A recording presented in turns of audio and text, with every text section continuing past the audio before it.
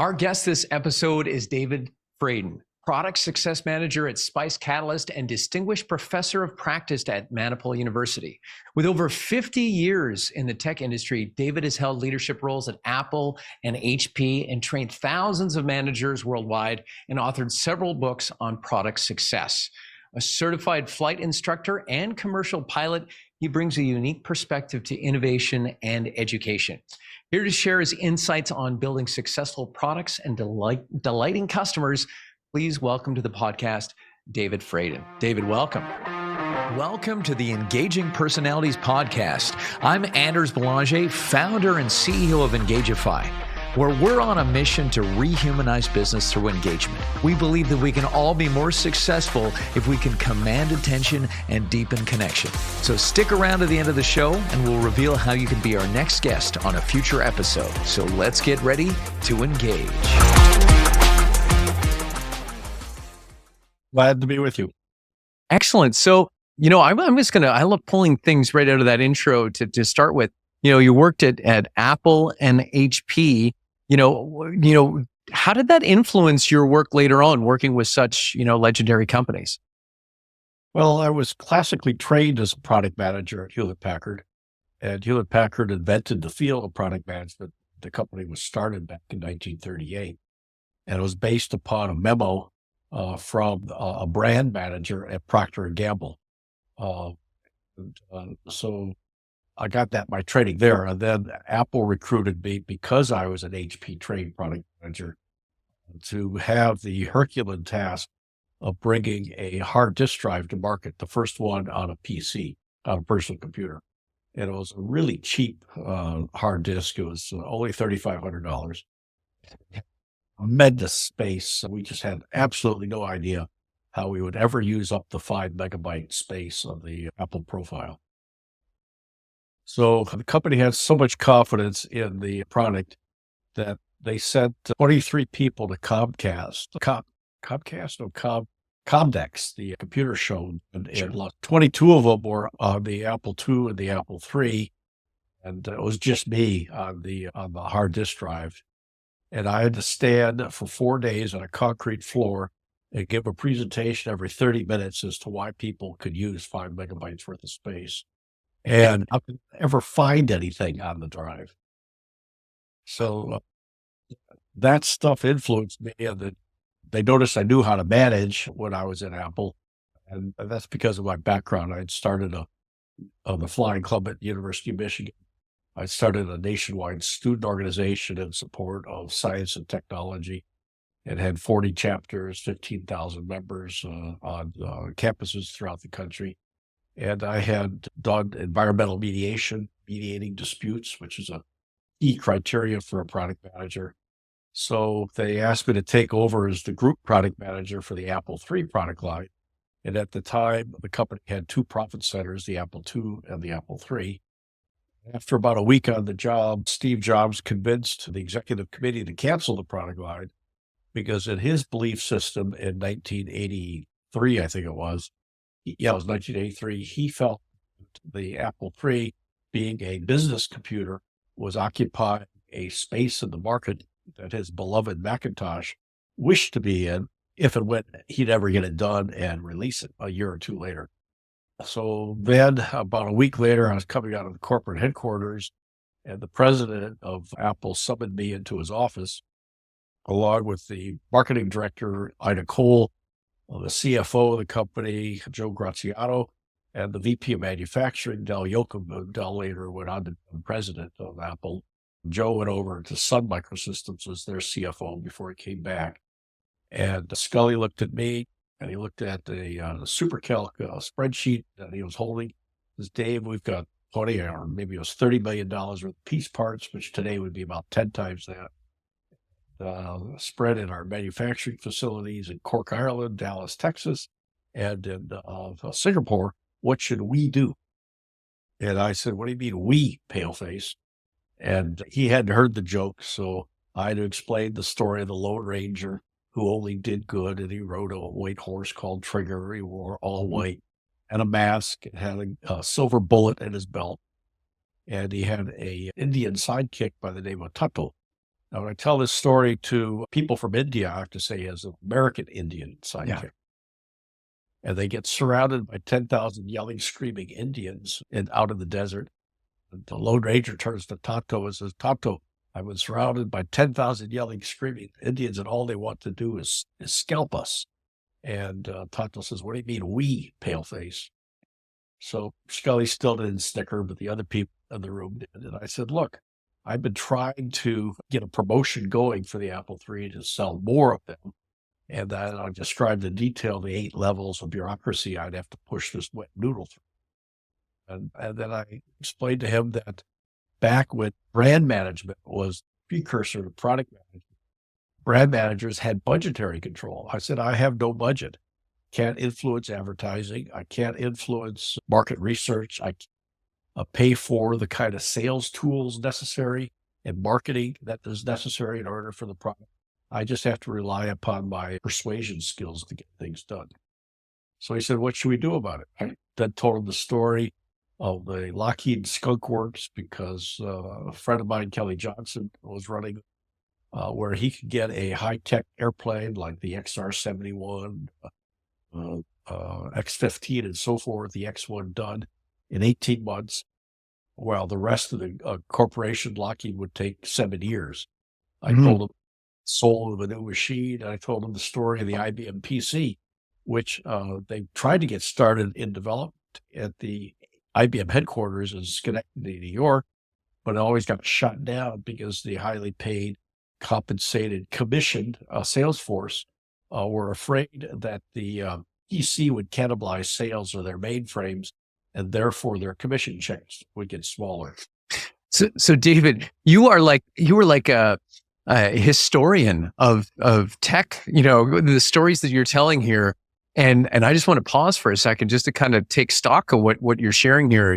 One of them, going back a little bit, was the fact that you were trained by HP.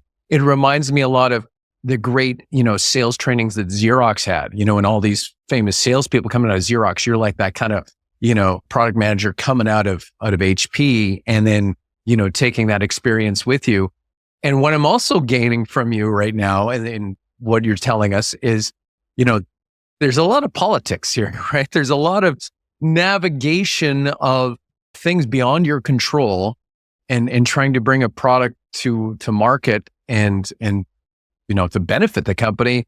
There's a lot of obstacles. What have you learned, that maybe you could pass on to people that are in a similar position these days on getting past common obstacles that they face? Well, by the time I got to HP, I was an experienced political operative politician. I had managed a gubernatorial campaign in the last 3 weeks of the campaign in Minnesota. And my guy, when I took over the campaign, was losing by 20 percentage points, and I won by 10.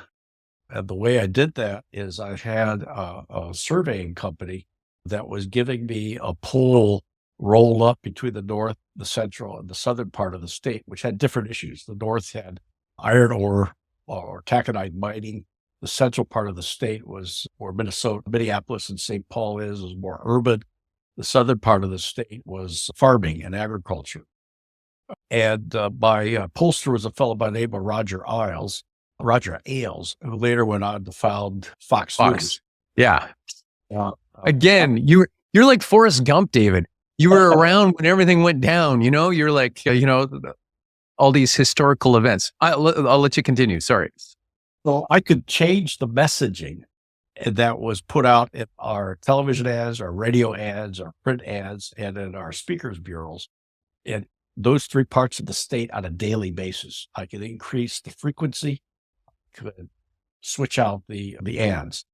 And I had identified through those surveys the 10 things that were most in the minds of people: the tax climate, the business climate, the environment, energy, and a few others.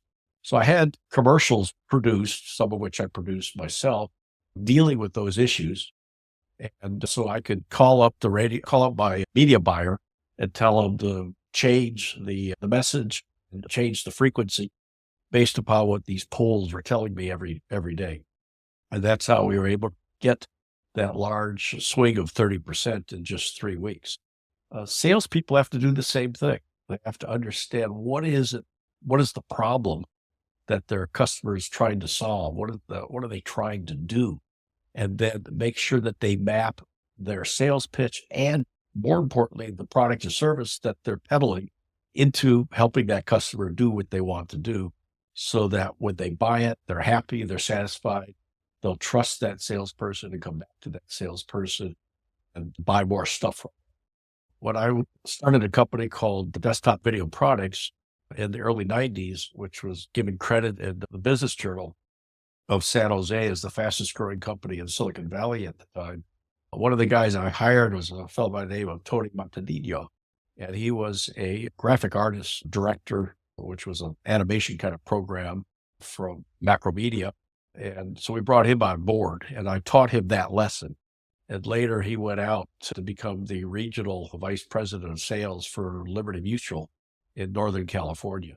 And he says he employed that technique all the time and thanked me for helping teach him how important it is to listen to what your customer wants to do and match them with the product or service that will satisfy them. For sure, that message to market match is so important, and it also sounds to me that you stayed very agile managing that campaign, right? Different. You were listening and then adjusting and fine tuning, and what worked on the last sale may not work on the next sale, right? In terms of matching those needs. So you've been at this a long time. I would love to know how has product management changed over the time? What's changed, and then what's it'll never change. Well, I think a good example of that is in India. When I first went to India, I think it was around 2012, to train the Cisco product managers that are located in Bangalore. There pretty much were no product managers throughout India. Part of that is because they were cheap. They would want to spend money on anything. Then, like 5 years later, there was over 7,000 startups, and most of them failed. This is after India got the idea that the best thing to do is angel venture, and nobody asked the right questions in terms of what I talk about, the 5 keys of product success. And then the number of product managers has exploded worldwide to the tune of millions of them, whereas before, if you went into a bowling alley and threw it through there with product managers, you wouldn't hit anybody. So the recognition that it's critical to the success of a product and the success of a company that you have people whose strategic responsibility is to focus on the success of the product or the service. Yeah, you had mentioned the 5 keys as far as, product success. Do you want to just share those with our listeners? Because you mentioned that and I was like, okay, I want to know that. Well, it's a mnemonic in the first word of my company name, Spice, where the S stands for product market strategy. And strategy is a plan is a strategy. And there are 32 components to your product market strategy. And I advocate that companies and entrepreneurs and individuals and whoever it may be write that product market strategy first before they start spending money on development. Otherwise, they do what Mark Zuckerberg says, move fast and break things. And of course, he doesn't move fast to fix anything. And then that grows out of this notion here in Silicon Valley where I'm at, even though the picture over my shoulder, the Lanai of my vacation rental in Maui, and that is to ready, fire, aim. That's like taking a sharpshooter out to the firing range and saying, okay, ready, fire, aim. No, not that way. And then you got to go fix it. So you need to do the S, the product market strategy first. The P is repeatable processes. The I is have the information available in order to make an informed decision. The C is the most important thing, understanding your customer. What is it that your customer wants to do? Why do they want to do it? When do they want to do it? Where do they want to do it? How do they want to do it? How important is it for them to get it done? And how satisfied are they with the current solution? Those are some of the same things that I did in the Al Qui for Governor campaign in terms of figuring out what was important to people, how satisfied they were, which is saliency. And then the product of those things tells you which messages need to be conveyed, or in the case of a product or service, those are the things, the features the product has to have. And then lastly, the E in Spice is your employees, to make sure that amongst your employee mix, you have all 130 competencies or skill sets necessary for product success. A lot of organizations don't do this, and that as a result, about 35% of all new products introduced each year fail, according to a study by a couple of professors at the University of North Carolina. And that represents a waste of over $1 trillion a year in company resources that will never see the light of day in terms of a return on investment. So would you say, David, that's the number one mistake, is that E part of that employee part where with the waste, or what is the kind of the most common case for failure in product launching a product? Lack of a product market strategy. Yeah, the S. Yeah. The lack of the information necessary to make decisions, the lack of understanding what it is your customer wants to do, and the lack of skill sets and competencies amongst your employees to be able to implement. Yeah. Interesting. Now, we talked about in the intro that you are a pilot, commercial pilot, and have been for many years. And you, even when you were talking about the Skunk Works there at Lockheed, you were listing off planes, and it was like, I don't know those planes, but you were very familiar. What have you found in terms of the similarity between, being a pilot, flying a plane, and launching a product? Is there any sort of crossover there? Well, it's sort of like rubbing your tummy, patting your head and rubbing your tummy at the same time. You're under pressure. Your life is in danger. You have to make good choices, good decisions. And when I taught as a flight instructor, and I worked my way through the last couple of years of college as a flight instructor, I allowed my student pilots to make mistakes because that's the way they learned. They learn better that way. And in fact, going back to Apple and HP, they allow their people to make mistakes. They don't condemn them. They don't blame them. They encourage them to learn from making mistakes. So those are a couple of crossovers from the skill sets of understanding the weather, navigation, aerodynamics, how a radio works, communication, making decisions, decision-making processes that a pilot has to possess. Otherwise, they're not a pilot anymore. Wow. I think there could be a book there, David, about, flying a product to market. I don't know what you work on the title, but I mean, I'm just saying there's a lot of good, parallels there that what you're just saying. I have a book like that. It's called Building Insanely Great Products. That was my next question, was you talk about insanely great products. Can you just kind of, what does that mean in real world terms? Because I mean, it sounds awesome. Yeah, let's build it. But what does that look practically speaking? Well, I ripped that title off from what Steve Jobs said. He likes to build insanely great products. These are products that will delight the customer. And it also applies to services. A service is an intangible product. A product is a tangible. And the 5 keys to product or services success apply to both. Okay. And so if something is insanely good, like is there any criteria to that as far as, if you see something, do you know instantly it's an insanely great product? For the most part, yes. If I have a vision, like the iPhone when it first came out. I just saw an article the other day that the executives at Nokia received memos from their staff saying, hey, the iPhone's going to threaten our business. And at the time, Nokia, which is Norway or Sweden or something like that. Yeah. They had the number one position, not only in terms of units sold, but also in terms of revenue in the cell phone business.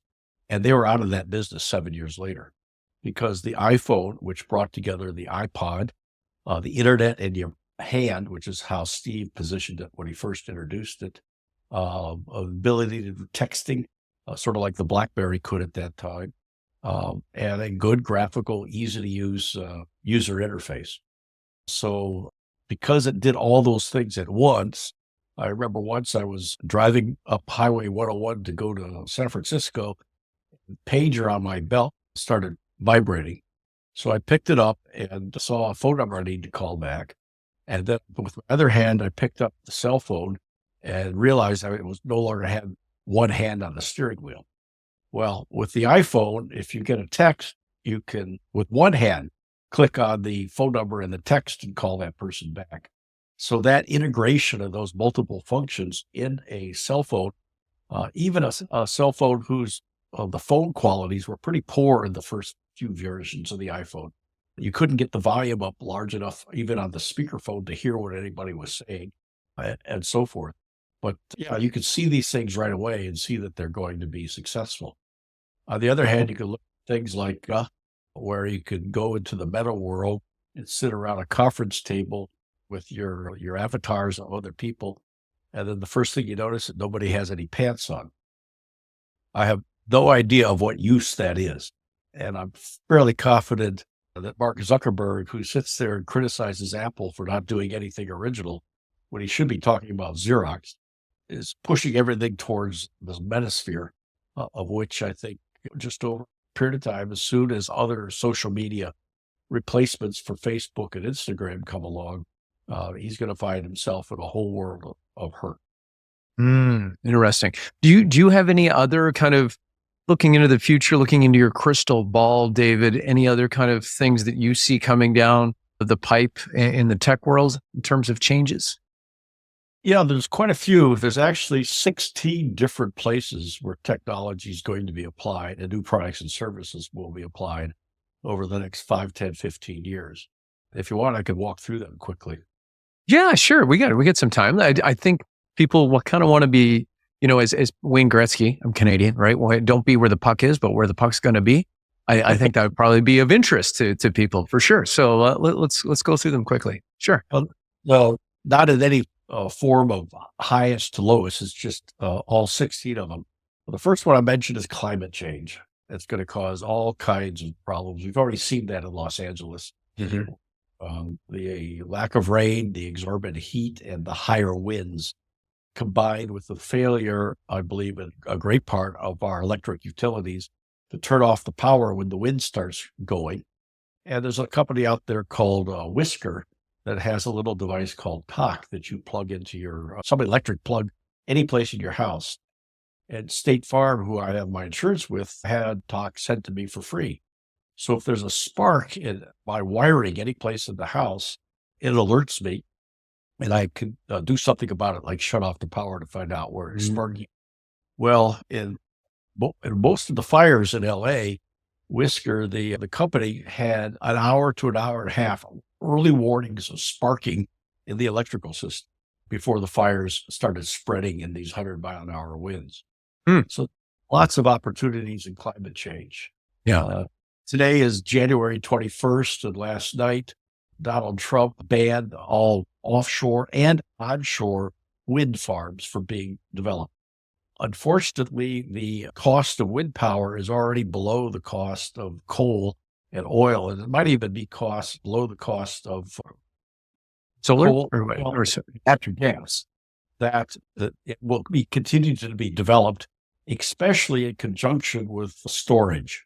So we have storage that are coming on board now where they use underground caverns and compressed air in the caverns. And then when they need to get electricity out of it, they let the compressed air out. There are new battery technologies coming along that are going to significantly reduce the weight and significantly increase the energy intensity of batteries. I just read a piece today on the Canary, which is a newsletter I subscribe to. Each day they've got a couple articles about alternative energy, where there's a new concrete making technique that does not use heating limestone in kilns, which produce, I forget, like 5-10% of the carbon emissions in the atmosphere worldwide. They're now building up factories to produce this to the tune of hundreds of thousands of tons of cement each year. So there's tremendous number of opportunities in the climate change area. Another area is autonomous vehicles. I think once it's practical and your Tesla, when you recall it from the parking lot, doesn't kill anybody anymore. When you go to work, instead of parking your car, you tell your car to go run around like an autonomous vehicle collecting fares. So the capital you've invested in your car is making money while you're working someplace else, and will significantly reduce the need for parking lots because they'll all be out parked on the streets, driving around, trying to drive people around. Other areas in the area of food innovations in the production, distribution, consumption, and disposal of food.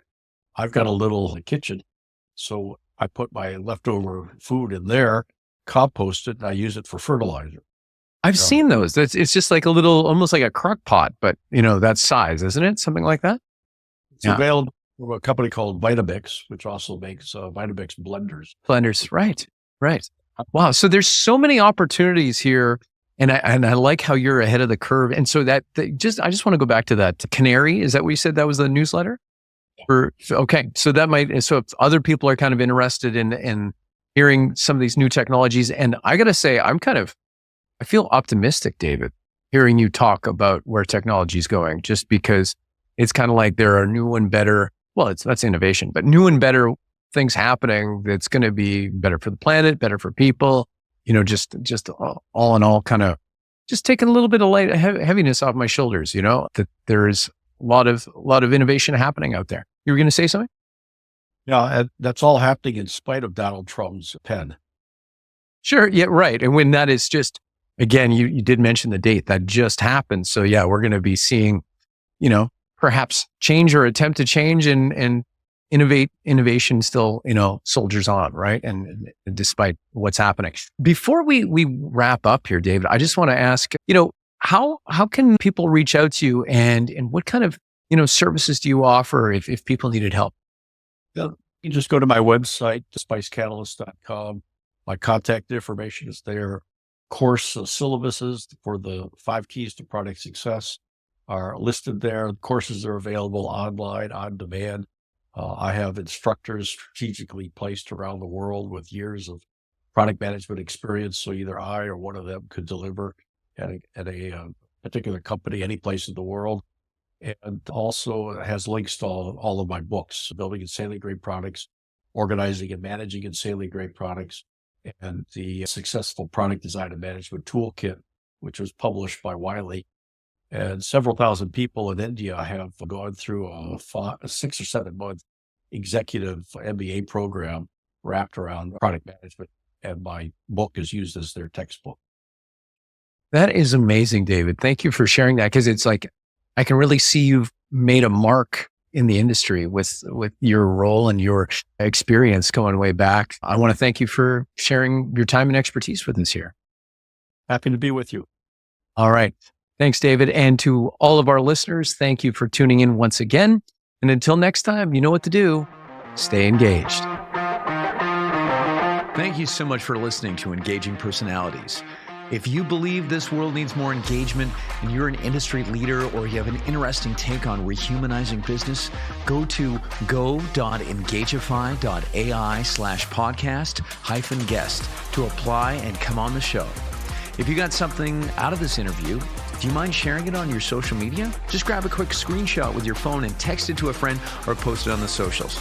If you know someone that would be a great guest, tag them on social media to let them know about the show. Include the hashtag Engaging Personalities. I love seeing your posts and guest suggestions. We are regularly putting out new episodes and content. To make sure you don't miss any episode, go ahead and subscribe. Your thumbs up, ratings, and reviews go a long way to help promote the show and mean a lot to me and my team. Want to know more? Go to our website, engagify.ai, or follow me on LinkedIn. Thanks for listening and stay engaged.